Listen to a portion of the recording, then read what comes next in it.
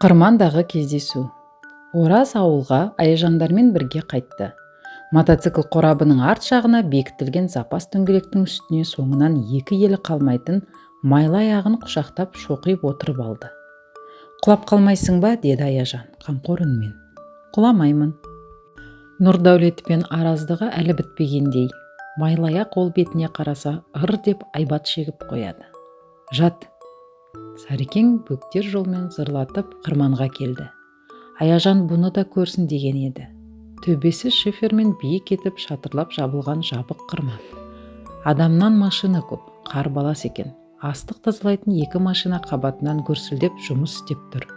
Маржандай болып тазарып шыққан астықты білектерін сыбанып алған 4-5 әйел қаптап тізіп қойып жатыр. «Ассалаумалейкум, Сареке. Сареке, саламатсыз ба? Қош келіпсіз, Сареке», деп көргендердің барлығы Сарыбай кәрияға құрметпен сәлем береді. Аяжан мен Ораз қолдасып алып қырман аралап жүреді. Кенет құлақтарына әлдегімнің қылғынып «Ораз, ей Ораз!» деген үні келді. Ораз төңірегіне қарап кім екенін біле алмады. «Ораз деймін, бері қара!» Әуелі Аяжан байқады дауыстың иесін. Қырманның шетіне таман тұрған су жаңа көк Волганың ішінде мойны қылқиып, терезеден біреу қарап отыр. Велосипед жетелеген анау күнгі Меліс дейтін бала.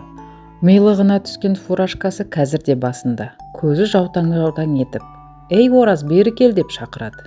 Өзі машинаның ішіне жабысып қалып, қозғала алмай отырған адам тәрізді. Ораз бен Аяжан Меліске жақындап келді. «Неғып жүрсің мұнда?» деп сұрады Ораз. «Папамен бірге қырман аралап жүрмін». Мелістің самайынан тарам-тарам болып тері ағып кетіпті. Соны өзі сезбейтін секілді. Мына ыстық күнде қабат-қабат кеніп қапас машинаның ішінде булығып отыр. Аяжан оған жирене қарап үнсіз тұр. «Ораз, сен неғып келдің?» «Папама темекі сіріңке әкеліп бердім. Енді үйге қайтасың ба?» «Қайтам». Меліс Оразға машинаның артқы орындығын нұсқап. «Отыр мұнда, мен сен апарып тастайын» деді. Машинаның иесі дәл бір өзі секілді. «Апарып тастайық, немесе папам апарып тастасын» демейді, «апарып тастайын» дейді. Мелістің мақтаншақ мінезі Аяжанды одан әрмен жирендірді. Ораз басын шайқап, «Біздің өзіміздің мотоцикліміз бар» деді. Аяжанға бұл жауап әбден ұнады. «Тфу, мотоциклмен тепеңдеп шаң жұтып жүргенше машинамен зыр ете қалмайсың ба?» «Өзің ақ зыр ете қал». Бері таман шыққан соң Аяжан, «Ораз, осы баланы мен жек көрем, өзі сондай сүйкімсіз» деді. «Мен де жек көрем. Кейкіл-жың, біздің жолаушылар қырманнан шыққанда күн батуға тақаған. Салқын біліне бастаған. Сарекең бөгде бір жолмен құлдилап өзен бойына түсті. Алдан итарқа төбелі оңаша ағаш үй көрінді. Маңайында тауықтар жайылып жүр. Бұл жар қабақтың еңкейме іргесіне салынған су диірмен болатын. Өлі жүні сабаланған ұсқынсыз бір ит үріп шықты да арп-арп етіп жол шетіне қала берді. Диірменшінің өзі жоқ, әйелі бар екен. Сарекеңе инабат көрсетіп жылы амандасты. Балалармен де жекелеп амандасып хал жай сұрап жатыр. Аяжанды нұсқап, «Мына бала кім?» деп сұрады. «Бұл менің Алматыдан келген қонағым, Дәрібайдың қызы ғой» деді Сарекең. Шырағым-ай, әкесіне аумай тартыпты. Ораздан, «Апаңның құлағы қалай болды, жазылды ма?» деп сұрады диірменшінің әйелі. «Жазылған жоқ, апам бүгін ауданға келген профессорға көрінем деп кетті». Диірменшінің әйелі жолаушыларға «Үйге кіріңіздер» деді. Әуелі мына Аяжанға диірменді көрсетейін. Оның бұл неден тартылатынын да білмейді екен. Аяжан диірменді көріп тағы да көп білім алып шықты. Судың арғы өңірі жылқының жалына ұқсап күдістене созылған адырлы қырат. Төменірек барған соң әлгі қырат бәтіңкенің тұмсығы тәрізденіп тұқылданып бітеді екен. Сарекең Аяжанға сол араны нұсқап тұрып, «Ана бір тақия тәрізді төбені көрдің бе?» деп сұрады. «Анау бер жақтағы ма?» «Иә, көрдім». «Көрсең, дәл сол тұстан биыл өзенге бөгет салына бастайды. Осы ауданның барлық колхозына ток беретін зор электр станциясы салынады. Сонда осы аңғар сонау ар жақтағы қыраттың деңгейінен келетін су қоймасына көлге айналады. көлде балықтар өсірілетін болады. Көл шетіне құс фермалары орнайды, ағаштар отырғызылады. Әлі сен енді бір 3-4 жылдан кейін келгенде бұл араны танымай қаласың, деді Сарыбай қария. Қиялшыл Аяжанның көз алдына Сарыбай қарияның айтқандары тап қазір ақ елестей қалды. Ол көлде сонан соң қайықпен жүзуге де болады ғой, ата? Әбден болады. Біздің Алматыда магазинде резеңке қайық бар. Маған папам соны сатып алып береді. Сонымен жүземіз, сөйтеміз, ата? Қайық түгіл кеме жүзуге жарайтын көл болады, деп Сарекең шалқыңқырап кетті. Сендер отырасыңдар, ескекті мен есемін, деді Нұрдәулет. Сен еспейсің, Ораз еседі. Сен қайықты төңкеріп алуың мүмкін, деп Аяжан қарсылық айтты. Ораз еспейді, мен есем. Бүйтіп таласатын болсаң, мен сені қайыққа отырғызбаймын. Мені отырғызасың ба? Ей әпке, деп Зәуре тақ ете қалды. Сені отырғызам. Мен онда сенің резеңке қайығыңа біз сұғып алам да жарып тастаймын, деді Нұрдәулет. Ата, мынаны қараш, қайыққа біз сұғып алам дейді. Бүлдіруге келгенде бұдан шебер жоқ. Сондай қырсық сөзді сөйлеуге ұялмайсың ба, деп Сарекең Нұрдәулетке сұрлана қарады. Эритромицин. Ораз Аяжанға ертең сағат 12-ге таман келем деп еді. Содан соң олар өзенге шомылуға бармақшы болған. Неге екен Ораз келмеді. Аяжан оны елегізіп күтумен болды. Бірақ Ораз келмеді. Сағат 1 болды, 2 болды, Ораз келмеді. Ол сөзіне берік еді. Неге келмей жатқаны Аяжанға жұмбақ болды. Бұл жұмбақтың сыры арада бір тәуліктен артық уақыт өткенде, ертесінде кешке жақын барып қана ашылды. Ораз, кеше неғып келмедің? Қайда болдың? Ораздың жүзі салқын еді. Панфиловқа барып келдім, деді. Бұндай қала бар екенін Аяжан біледі. Неге бардың? Апама дәрі іздеп барып едім. Қандай дәрі? Ораз тәптіштеп айта бастады. Оның шешесі кеше ауданға барып Алматыдан келген профессорға көрінген екен.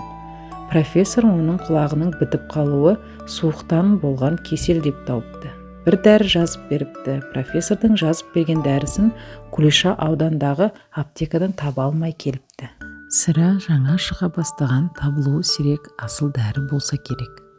Міне рецепті мынау, деп Ораз төс қалтасынан бір тілім қағазды алып көрсетті. Рецепті Аяжан қолына алып оқи бастады. Шекесіне Өнербаеваға деп жазылыпты. Одан соң дәрінің латынша аты эритромицин.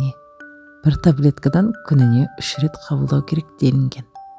Аяжан еңсесін кілт көтеріп алды. Ораз, менің мамам Алматыда аптекада істейді ғой. Оларда неше түрлі дәрінің бәрі бар. Біз менің мамама хат жазып, мына рецепті жіберсек, ол мына дәріні жібереді. Және менің мамам сені де, сенің мамаңды да біледі. Қайдан біледі? Мен хат жазғанда жазған бәрін.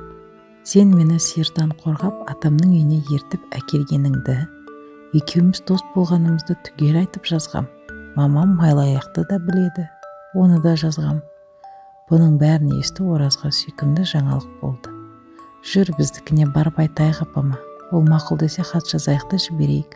Жүр. Ғажап дәрі. Кулеша ауыз бөлмеде кір жуып жатыр еді. Есік алдына келіп қалған Оразды ол әуелі көлеңкесінен байқап таныды. Содан соң Ораз өзі көрінді. Оның соңынан қорғана басып Аяжан кіріп келеді. Амансың ба қалқам? Келе ғой, деп бұл жолы Кулеша Аяжанмен өзі амандасып жатыр. Ораз шешесінің жеңінен тартып, апа бері келші, деп төр үйге шақырды. Кулеша әуелі Ораз бен Аяжанды өткізіп жіберді де, олардың соңынан өзі де төр үйге кірді. Стол үстінде даяр қағаз қарындас жатыр екен. Ораз оған не айтпақшы болғанын өп-үлкен етіп мәнерлеп жаза бастады. Апа, мынау Аяжанның мамасы Алматыда аптекада дәрі беруші болып істейді екен. Оларда барлық дәрі бар дейді. Сенің рецептіңді хатқа салып жіберсек, мамам ол дәріні жібереді дейді. Сөйтпейміз бе? Ораздың жазғанын оқып болды да Кулеша Аяжанның бетіне жалт бұрылып қарады. Айтпақшы, біздің ол келінді аптекада істейді дейтін еді ғой. Жазсаңдар жазыңдар. Келін мен Дәрібайға менің атымнан сәлем айтыңдар. Осы дәріні маған тауып жіберсін. Мүмкін шипа болып бір жәрдемі тиіп қалар. Кулеша апай Аяжанға мұңын шаққандай болып сөзінің аяғында. аяқ астынан осындай бір кеселге душар болып қалдым. Екі құлақтан айырылған соң адамның күні күн емес екен, деді. Бұдан кейінгінің бәрі де көрген түспен тең болды. Арада 5 күн өткен шамада пошташы Ораздың үйіне Алматыдан жіберілген кішкентай қобдиша посылка әкеп берді. Ғажап дәрі осының ішінде еді. Аузы жұқа ақ қалайымен бекітулі оймақтай 2 шиша. Сынбастай етіліп мақтаға оралып, оқыттап салыныпты. Сыртындағы жазуы сол әлгі эритромицин. Түсі қанттай аппақ, түйме тәрізді таблеткалар болады екен. Сүйіктілі Оразы туғанда Күлиша қалай қуанса, қазір де дәл солай қуанды. Дәрімен қоса салып жіберілген хат бар екен.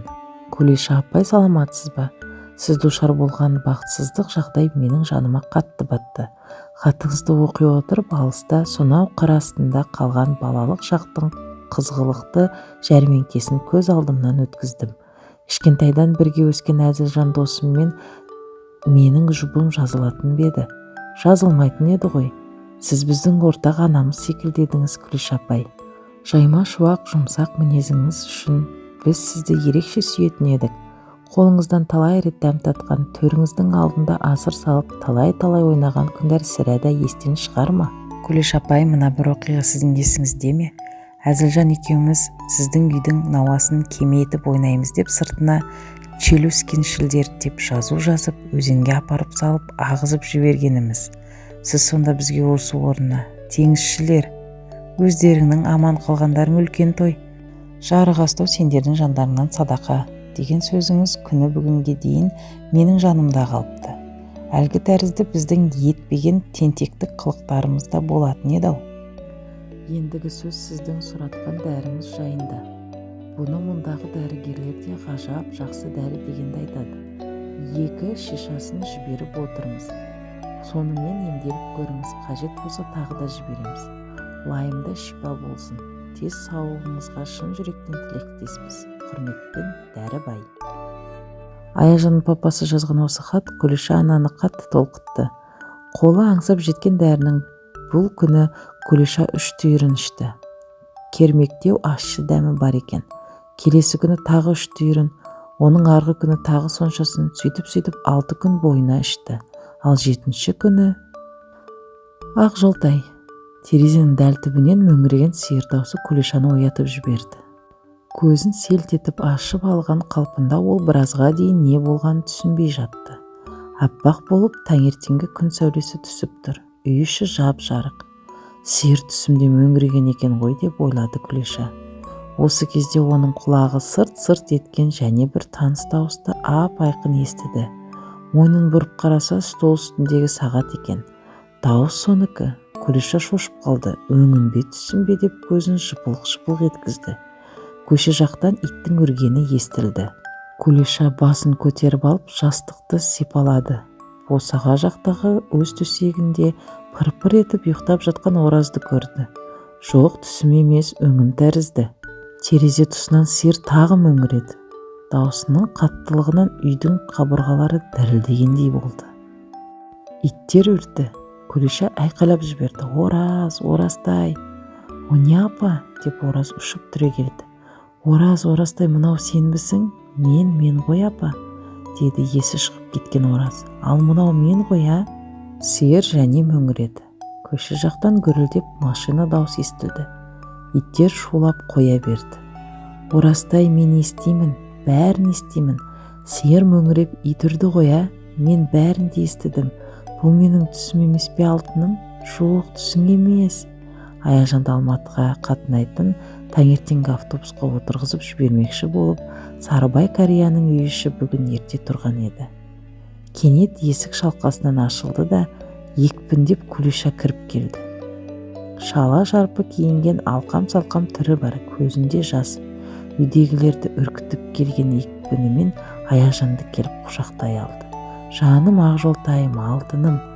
Үйдегілер түк те түсінбей үрпесіп, не болды мынаған десті. Өліп едім, тірілдім, өшіп едім, қайтадан жандым. Құдай айдап келген мына Ақжолтайымның арқасында құлағым ашылып, тағы да адам қатарына қосылдым.